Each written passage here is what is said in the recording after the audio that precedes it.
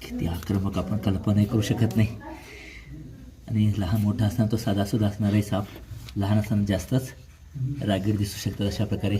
आणि कशा प्रकारे कर्कचून चावण्याचा मला प्रयत्न करतो आहे. आणि बिनविषारी सापासाठी ग्लोव्ज सुरक्षित आहेत जे नेहमी तुम्ही विचारता. पण किती रागीट असू शकतात पिल्ले जी असतात. धामणचं पिल्लू आहे मित्रांनो. आणि सगळी अशी पिल्ले आम्ही घरातून पकडतो आहे. मागील 8 दिवसात तुम्ही भरपूर बघितलं असणार. आणि कशा प्रकारे तो स्वतःहून काय करणार नाही एवढा असा गिरक्या घ्यायला लागतो आहे.